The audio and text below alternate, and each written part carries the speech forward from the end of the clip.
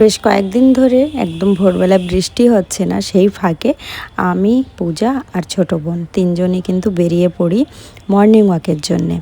আর morning ওয়াকে গেলে কি যে ভালো লাগে। আর আমরা অনেকটা দূরে যাই।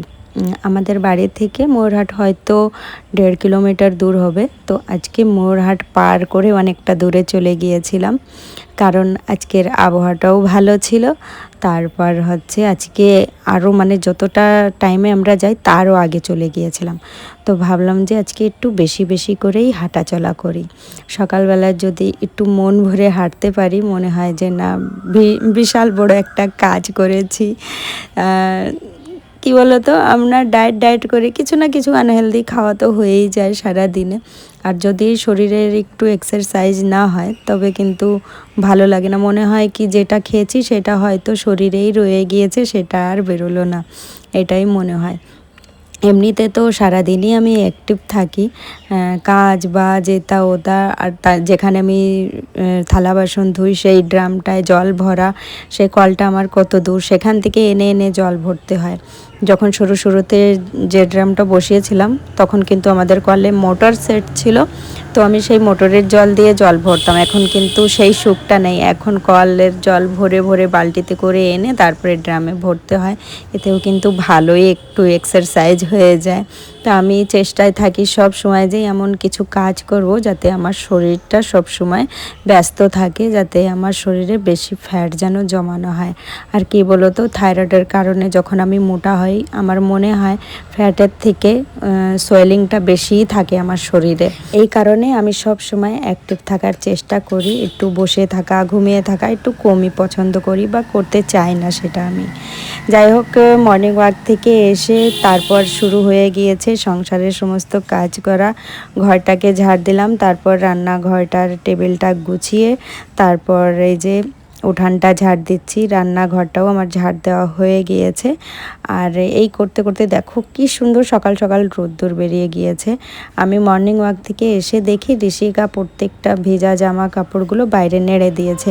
যাই হোক, এই কাজটা করেছিল বলে ভালো হয়েছে। একটু মানে কি বলতো, কাজের চাপ থেকে একটু আরাম পাওয়া যায় যখন হাতের কাজটা অন্য কেউ করে দেয়। তো এখন এই ঘরটা আমি গুছিয়ে নেব, কারণ হচ্ছে একটু পরেই আদ্রিজাকে আর আদ্রিজার সাথে ওর বান্ধবী আছে, ওদের দুজনকে পড়াতে আসবে। তো আদ্রিজার সাথে যে মেয়েটা আসে ওটা আমাদেরই পাড়ারই মেয়ে, আমার এক দেওরের মেয়ে হয়। তো ওরা দুজন একসাথেই পড়ে। আগে তো আদ্রিজা একা পড়তো, এখন ওদের দুজনকেই যে ভাইটা আসে পড়াতে, তো ওই ভাইটাই পড়ায়। তো ভাবলাম আগে ঘরটাকে ভালো করে গুছিয়ে নিই। তো একটু তো এলোমেলো ছিল, জামা কাপড় কালকের শুকনো জামা কাপড় এই টেবিলের উপরেই ওইভাবে রেখে দিয়েছিলাম। কালকে রাত্রে আর গুছিয়েছিলাম না। সব সময় তো আর মন চায় না যে তুরন্ত করে সমস্ত কিছু একদম পরিপাটি করে রাখি। অনেক সময় শরীর চলে না, মনে হয় যে থাক এটা পরে করব। তো তার জন্যে টেবিলে রেখে দিয়েছিলাম। এখন এই যে সমস্ত কিছু গুছিয়ে গুছিয়ে রেখে দিচ্ছি। আমার এই আলনাটা সবসময় গুছিয়ে রাখতে পারি না, যতই আমি গুছাই না কেন বাকিরা কিন্তু এলোমেলো করে দেয়। যখন দেখবে বাড়িতে শুধু একটা মাত্র মানুষ গুছিয়ে রাখে আর বাড়ির বাকিগুলো এলোমেলো করে দেয়, তখন কিন্তু খাটনিটা অনেক বেশি বেড়ে যায়। তো এখন সময় হচ্ছে বৃষ্টির দিনের, আর থেকে থেকে বৃষ্টি হয়, থেকে থেকে রোদ্দুর বেরোয়। তো ফিরে এই যে বৃষ্টি চালু হয়ে গিয়েছে, আর এই জামা কাপড়গুলো তো মানে প্রায় শুকনো শুকনো ভাব হয়ে গিয়েছে। ফিরে এই যে সব জামা কাপড়গুলোকে তুলে ফিরে ঘরটা গুছাতে চলে আসলাম। খাটটা একটু ভালো করে গুছিয়ে নিচ্ছি, আর ফ্যানটা চালিয়ে দিয়েছি কারণ এত গরম লাগছে। বাইরে মেঘলা মেঘলা ভাব আছে কিন্তু গরমটা প্রচণ্ড পড়া পড়ছে। তো কাজ করার সময় একটু ফ্যানটা চালিয়ে তারপরেই কাজটা করি, না হলে আমি কিন্তু গরমে প্রচণ্ড অস্থির হয়ে যাই। আমার ঘরটা গোছানো হয়ে গিয়েছে, আর এই যে দুজন পড়তে বসে গিয়েছে। আর এখন আমি রান্নাঘরটাকেও মুছে নিচ্ছি। বাকি সমস্ত কাজগুলো কিন্তু হয়ে গিয়েছে। তো ঘর বাড়ি পরিপাটি রাখতে যেমন আমি ভালোবাসি, সেইভাবেই কিন্তু আমি আমার রান্নাঘরটাকে সুন্দর সাজিয়ে গুছিয়ে পরিপাটি রাখতে ভালোবাসি। আর প্রত্যেকটা হাউসওয়াইফ মনে হয় এইটাই চায়, বলো। সারাদিন আমরা কত না পরিশ্রম করি, সেই পরিশ্রমের ফলে এই জিনিসটা আমি করতে পারি, আর নিজেরও ভালো লাগে। আমার এলোমেলো জিনিস কিন্তু একদমই পছন্দ হয় না। আমি সারা দিন কিছু না কিছু করতে থাকি, সব জায়গায় চোখ রাখতে থাকি কোন জায়গায় কোন জিনিসটা এলোমেলো আছে। আর আমার ভীষণই খারাপ লাগে যখন আমার গোছানো জিনিসটাকে কেউ এলোমেলো করে দেয়। তো আমার কিন্তু সেই রকম সুন্দর কপাল না যে আমি কিছু জিনিস সুন্দর করে রেখেছি আর সেটাকেও এলোমেলো করবে না। স্নান করে এসে আমি ছিলাম পূজার ঘরে, অনেকক্ষণ ছিলাম। তো এইদিকে ভাই পড়াচ্ছিল, যার কারণে আমি এই রান্নাঘরে আর আসলাম না। সংসারের কোনো কাজ মানে রান্নার কোনো কিছু আর গুছিয়েও নিইনি, ভাবলাম পড়িয়ে যাক তারপরেই আসি। তো পড়িয়ে চলে গিয়েছে, এখন আমি রান্নাঘরে চলে এসেছি। ওই যে দুধের হাঁড়ি, তো এই দুধের হাঁড়িতে বাচ্চাদের জন্যে মানে 3 বাচ্চাদের জন্যে দুধ জাল দেওয়া হয়। ওদের ওরা খেয়ে দেয়ে যেটুকু দুধ বাঁচে সেইটুকু দুধ দিয়ে আমি চা করে খাই। তো একদিন থাকে, অনেক বেশি থাকে, তো আমি বোন যদি আদ্রিজা বাড়িতে থাকে, আজকে তো রবিবার, আজকে আছে কিন্তু আজকে বেশি একটা দুধ নেই। ও বলেছে যে বম্মা চা করবা, আমি বলছি তোমার আর হবে না। বাচ্চাদের বেশি চা দেওয়াটাও তো ঠিক না, মাঝে মধ্যে কিন্তু দিই ওকে, তোমরা কিন্তু ভিডিওতে দেখো যে আমি ওকে দিই। তো আজকে বললাম না, আজকে হবে না, আজকে আমি আর আমার ছোট বোন আমরা দুইজনেই খাবো চা। তো কমেন্টে কিন্তু এটাও আমি দেখি আসে যে তুমি কিন্তু তোমার ছোট বোনকে দেখাও না। তো আমার ছোট বোন একদমই ক্যামেরার সামনে আসতে চায় না, ছবি তুলতে চায় না, জানি না কি অসুবিধা, আমার সাথে মাঝে মধ্যে ঝগড়াও হয়ে যায়।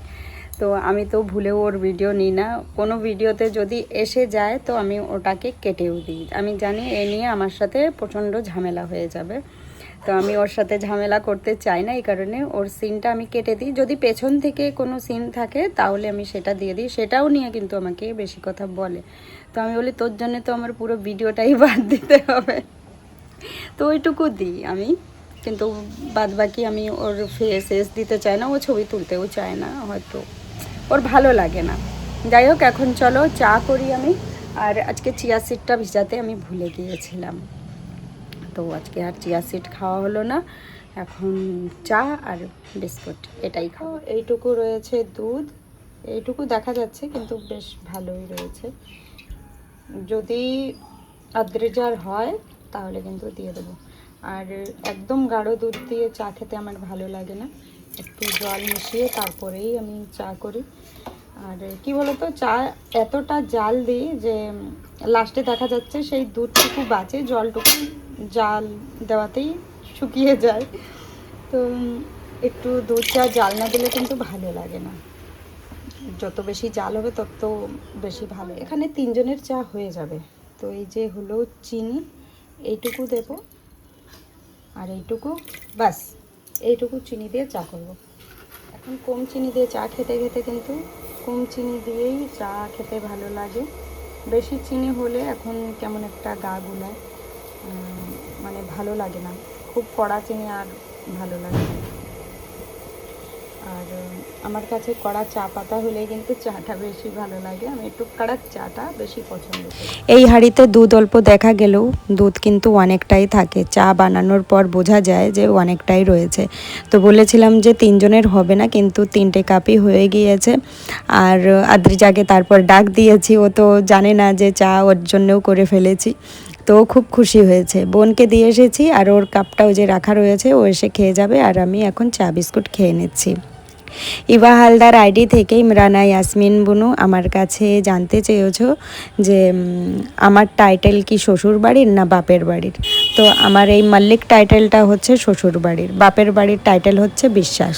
হট অ্যান্ড সুইট আইডি থেকে বুনু কমেন্ট করে বলেছো আপনি খুব ভালো মনের মানুষ। জানি না বুনু আমি কতটা ভালো মনের মানুষ, দূর থেকে দেখে তো হয়তো মানুষকে বোঝা যায় না, তো ভিডিওতে তো বোঝা যায় না কে কেমন না কেমন। তো ভালো মানুষ সে তাকেই বলতে পারে যে নিজে ভালো হয়। তুমিও খুব ভালো মনের মানুষ, তাই আমাকে বলছো যে আমিও খুব ভালো মনের মানুষ, কিন্তু আমি অনেকের কাছেই একদম ভালো মানুষ না, বিশেষ করে শ্বশুরবাড়ির লোকের কাছে।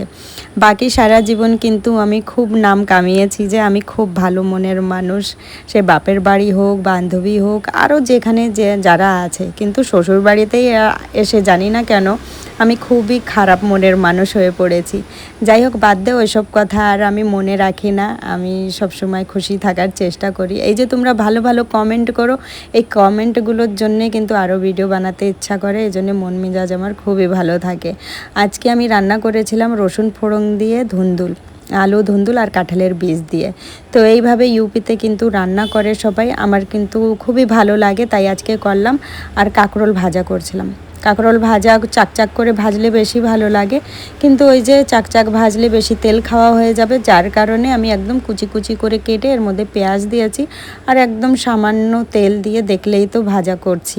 এইভাবে করলে খারাপ লাগে না, কিন্তু ওই যে চাকচাক ভাজার যে একটা ব্যাপারটা আছে ওইটা কিন্তু ওই রকম লাগে না। তবুও শরীরটাকে সুস্থ রাখার জন্যে এটা তো খেতেই হবে, এইভাবেই খেতে হবে। মাঝে মধ্যে ওইভাবেও খাই, বহুদিন পরে যখন খুব মনে পড়ে যে ওইরকম একটু খাওয়ার দরকার। আর মাঝে মধ্যে একটু খাওয়া দাওয়া করলে বিশেষ ক্ষতি হয় না। আমি সারাদিনে কিন্তু 3 লিটার জল খাওয়ার পুরোপুরি চেষ্টা করি। দুপুর পর্যন্ত তো 2 লিটার পুরোপুরি খেয়ে নিই, বাকি 1 লিটার রাত পর্যন্ত কভার করি। আর দুপুরের পর কিন্তু আমি বেশি একটা জল খেতে পারি না। আর চেষ্টা এটাই থাকে যে দুপুর পর্যন্ত 2 লিটার খেয়ে নেব। যেদিন না খাওয়া হয় না সেদিনকে আর রাত পর্যন্তও সেই 3 লিটারটা কমপ্লিট হয় না।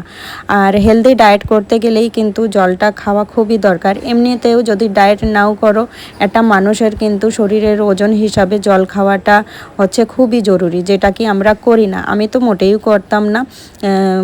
আমার মনে হয় যে আগে হয়তো আমি দিনে 1 লিটারও জল খেতাম না।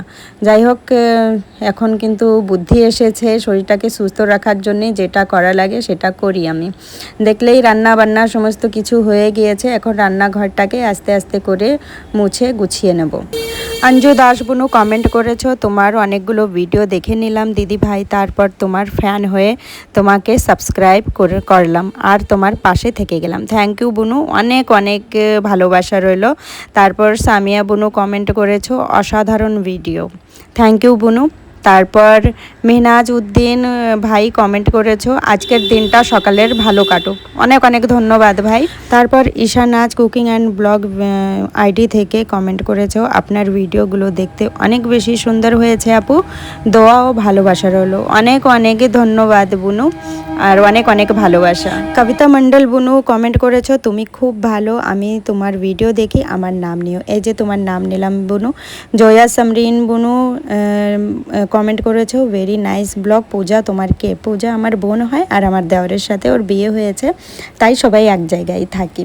তো দেখো, তোমাদের কমেন্টে রিপ্লাই দিতে দিতে আমার কিন্তু ভিডিওটার শেষ মুহূর্তে চলে এসেছি। এখন খাওয়া দাওয়া করব দুপুরের। কাঁকরোল ভাজা নিয়েছি, আর পূজা ওল দিয়ে রুই মাছের তরকারি রান্না করেছে, আর আমি যেটা রান্না করেছি ওটা কিন্তু রাত্রে খাওয়া দাওয়া হবে। চলো ফিরে দেখা হবে নেক্সট ভিডিওতে, সবাই ভালো থেকো।